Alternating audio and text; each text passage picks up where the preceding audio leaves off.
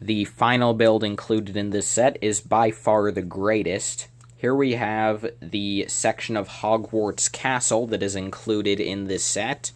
And, okay, this is a really huge piece of Hogwarts. Like, when I first saw this set, I saw that this piece was large, but I legitimately thought that in terms of actual, size, I thought that the whole thing would take up, this much space. So, it's, twice as large as I thought it was going to be after seeing the pictures, which is really great.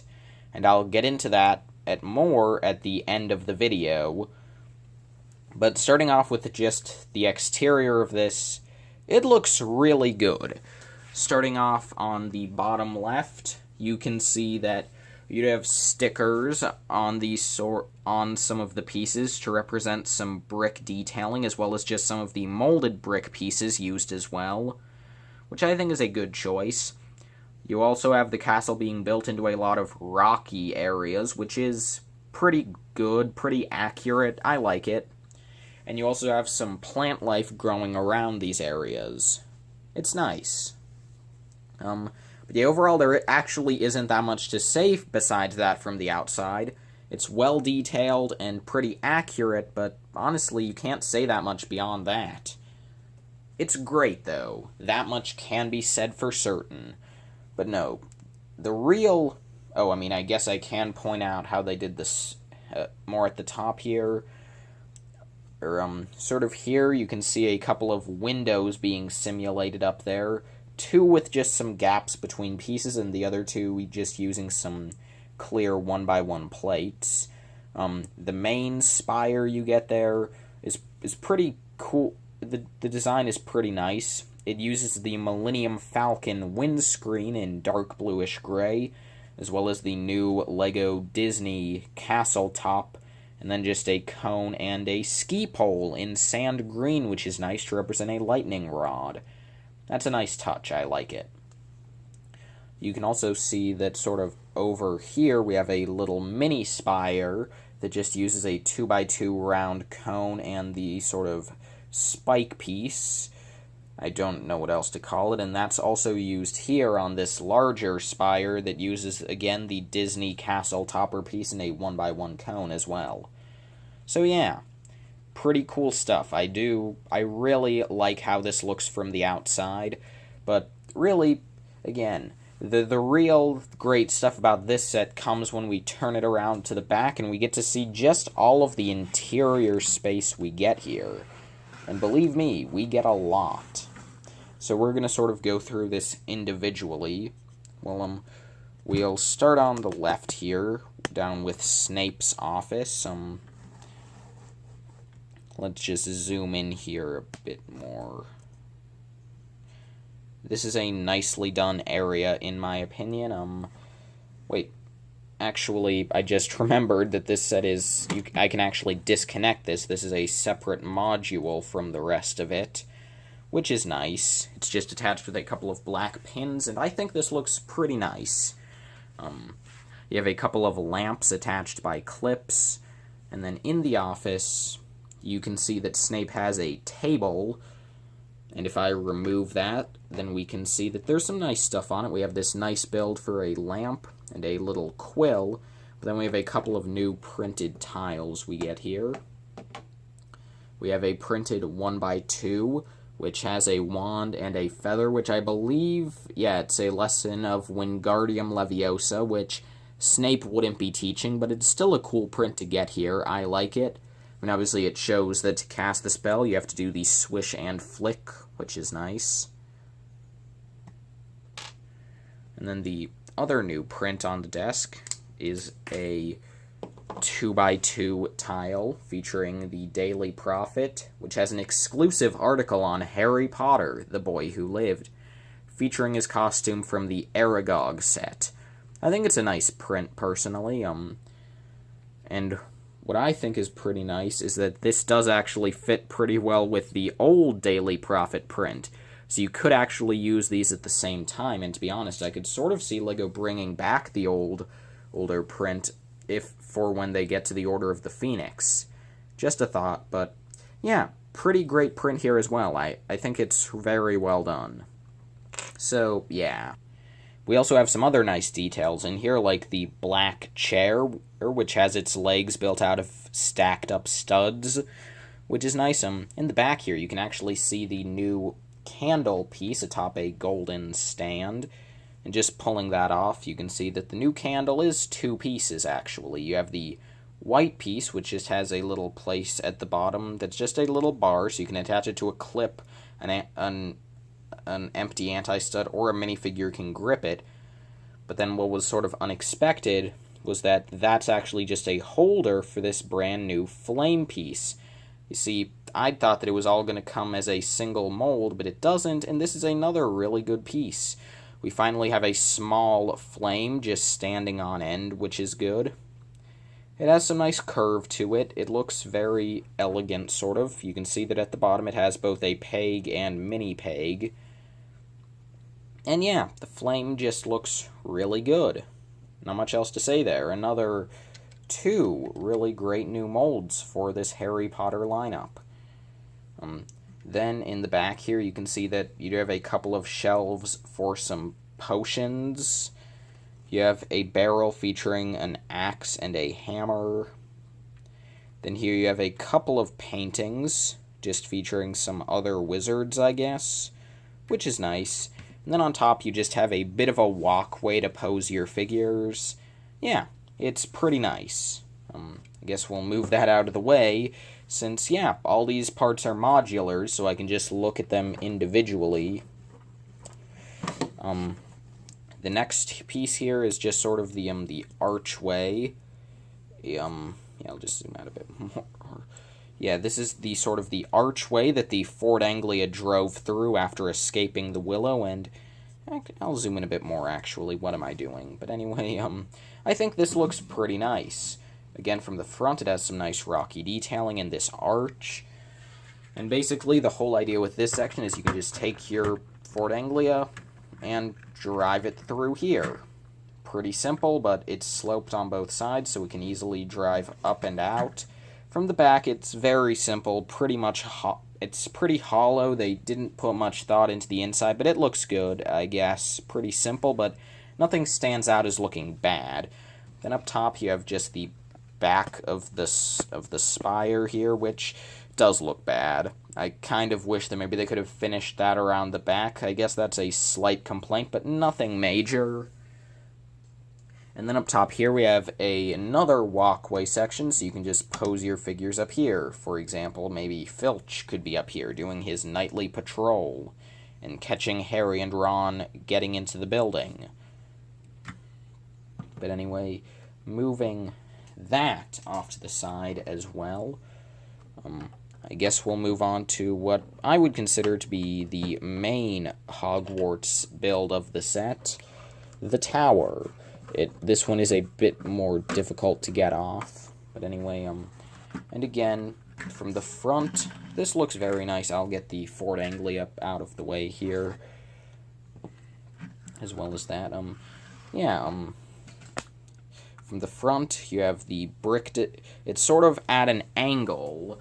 Like, the front of this, like, this section is actually, like, this is all set on an octagon plate, and, like, these are the two, this is, like, the front and the right side of that. This is the side in between, which I think is a pretty nice way of doing it, to be honest. It cuts down on the amount of curves on the tower, or, well, I guess non-curves, the amount of flat edges, which makes it look more round, which is good. And yeah, this is a nice design. You can also see that over here you just have a little bit of area that should be part of the next build for the Hogwarts, but it just stays connected here. Anyway, moving down onto the interior of this section, you can see that on the bottom floor we have a little section for a potions classroom. You have a column in the middle just for structural stability. You have a barrel with a broom in it, I guess, for cleaning up failed potions that explode and go everywhere. Cough, cough, Seamus, cough, cough. And in here you also have a couple of shelves featuring a bunch of different potions, as well as a goblet. And then in here you just have a painting of a wizard. Nice sticker. But yeah, and also you can see over here in this compartment, we just have the standard Lego green frog piece, if that'll come out. Yeah, it's just a green frog. It's alright. I kind of would have preferred to get it in maybe brown for a chocolate frog, but I guess this is a potions lesson, and so I guess it makes more sense to have a real frog. So, yeah, pretty alright thing, kind of inconsequential though. I mean, the frog, obviously. The build itself, like, this classroom is great. You have a lot of space in here to put your figures. I love it. Next section here, though, is the Gryffindor Dormitory, which is another thing that looks pretty nice. Here you can sort of see the mini spire, as well as sort of a little walkway section off to the side. And again, this is pretty simple. You just have a sticker for a Gryffindor banner. You have a candle in the back, and then you just have these two beds. They're pretty simply done, but they look very nice. I like how they did sort of the legs of the bed with the brown pieces, and then also the tan, like that looks nice, the curved parts. And I mean, they do look a bit awkward at the end because the figures don't have normal legs, so they don't have studs on their legs, so they do have to use the Friends adapter pieces to lie down, but I think it looks alright in my opinion. Just for an example here, we'll just have Harry sleeping in one. Yeah, I think it works out pretty well. I mean, it's not really accurate. There should be 5 beds set in a sort of pentagon design as Harry's hair pops off as I try desperately to get him out of the bed before moving on to the next shot. Give me a second as...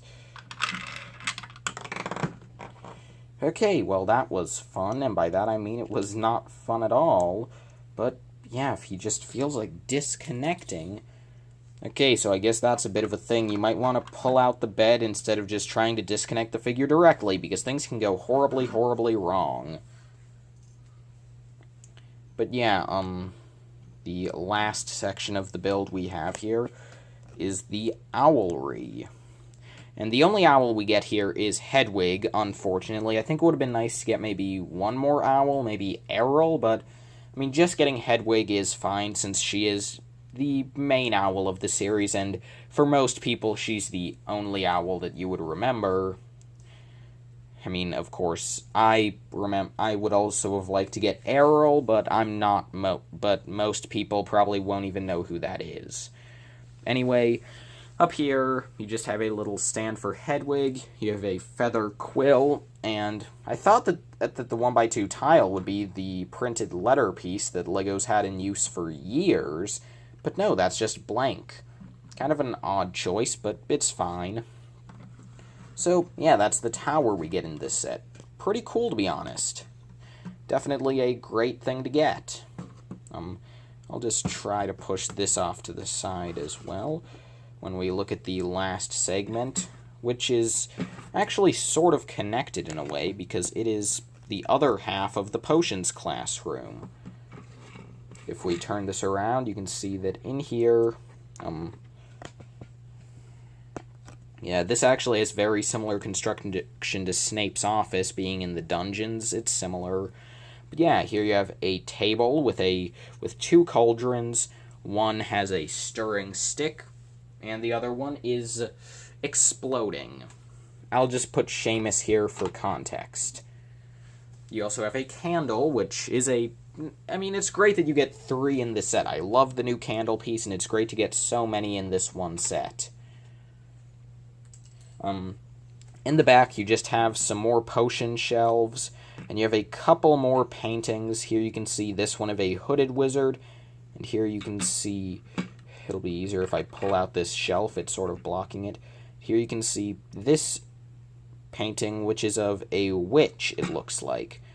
So, yeah, if I just get this shelf back in there, then we can sort of get the tower section over here so I can show you what the classroom looks like. Well, it doesn't really connect up, but you can sort of see that, yeah, it's supposed to be the same room, even though, I mean, there is, like, a wall between them, and the floor isn't connected, so a bit awkward there, which is why I showed it to you separately, because it really is two different sections, but they do look pretty good together. I think this set looks great. I'm just reassembling the rest of Hogwarts. The pins will go in here. Maybe it would help if I just put both pins on one side. Yeah, that would probably help. Yeah, okay, and then over here we can also put the pins in them. I forgot to mention that on this side we have a couple of extra pins to connect this to the Great Hall, and on this side we have a, well, if I can get it in frame. On this side we have a couple of extra pinholes to connect this set to future Hogwarts installments.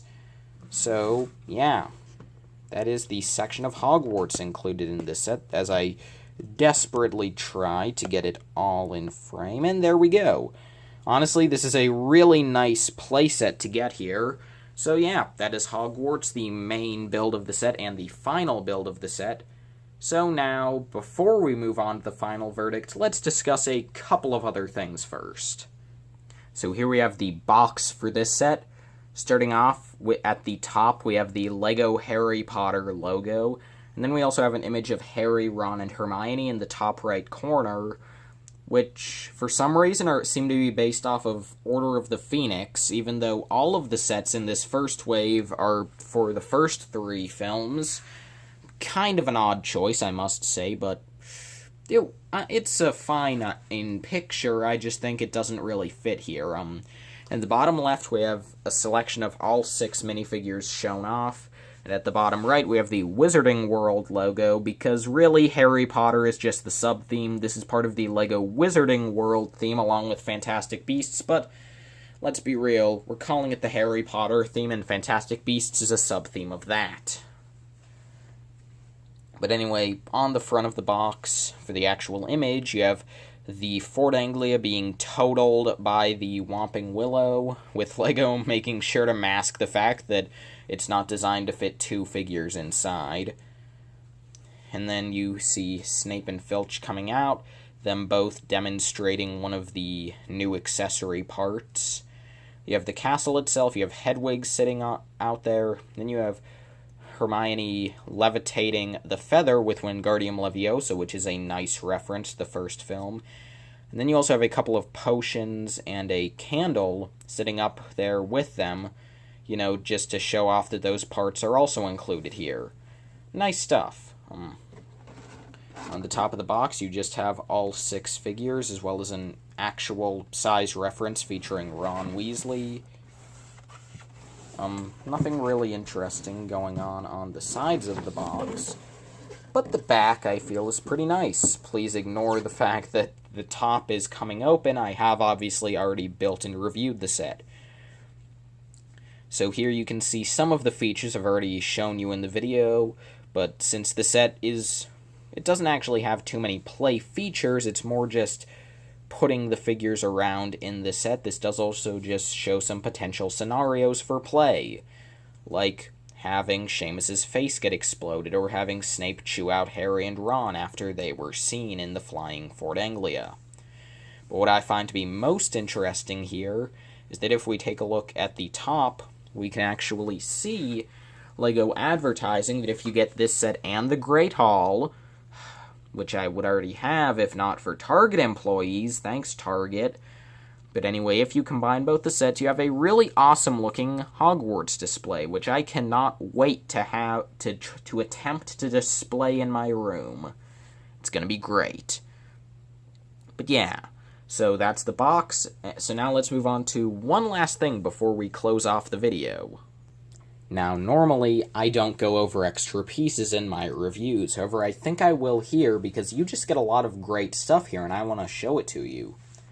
First thing, though, is the wands are packaged like this. So you have this rack with one wand on each side. I've broken both off but if I can just grab it, you can see that this is the dark brown wand, and like the wands are just attached like this, like here, and then you just break them off when you want to use them.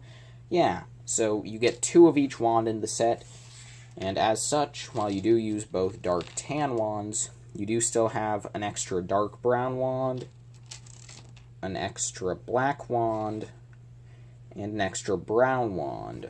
So, do with that knowledge what you must, but you also get a bunch of other great extra pieces, like this new grass stalk piece, a sand green ski pole, is this rubber spire, this sort of bullhorn in brown, but my absolute favorite extra in the set, besides the wands, is that we get an extra of the new flame piece. That is awesome. I love that piece, and it's great to get an extra. So, yeah, those are all the extra parts you get in the set. And really, that's everything I can talk about in this video, so I guess now let's move on to the final verdict. So, for an official price of $70 US, would I recommend the LEGO Harry Potter Hogwarts Whomping Willow? The answer is yes! I mean, like, I'm not one to tell you that you should get a set as soon as possible, but you should get this set as soon as possible. I mean, oh my gosh. You get 6 awesome minifigures, some great builds. I mean, honestly, I don't have the Great Hall yet, so I can't say for certain, but this might end up being my favorite new Harry Potter set. I mean, if you were going to get one of the sets from this line as like a playset for your kid, this would be the one I'd recommend, because you just get so much here. Or in terms of play, you get the Whomping Willow, you get the Fort Anglia, you get the castle itself, which has lots of little rooms and details inside. I mean, this set is amazing. And I mean, again, it's also great value. It's 750 pieces for $70. It's pretty good price. And yeah, this set looks good, and it is absolutely massive. I mean, this is super worth $70. I mean, and again, I did note a couple flaws here, like Seamus's face. And that's the only one that springs to mind. That you can only... Seamus's face and the fact that you can only fit one minifigure comfortably in the Fort Anglia, those are issues, but really, they're easy to fix. So, I don't feel it's very fair to judge the set too heavily based off of those couple of missteps. So, yeah, this set is pretty awesome. My recommendation is that you do your best to get this as soon as possible. You will not regret it. I do not know how good this set will function as an add-on to the Hogwarts Great Hall, because I do not yet have that set, so I obviously don't have it built. However, one thing I can say for absolute certainty is that if you're thinking about if you're not getting the Great Hall and you're thinking about not getting this set because of that, don't go on that feeling. When I first got to my store and saw that they only had this set and not the Great Hall, I was disappointed because I thought that I would just have the little small add-on without the big thing. But no, this Hogwarts is a really great build by itself. Like, the Great Hall looks great, and I can't wait to get it, but it's perfectly fulfilling just to have this for your LEGO Hogwarts. I mean, again, it looks great. You have a lot of stuff inside, so you have great play. You have great figures. Yeah, the set is pretty much flawless. And really, those are my opinions on the set. And I just realized that this video is over an hour long. And there are 2 sets that are larger than this. So yeah. Yikes. So yeah, thank you all so much for watching this super long review.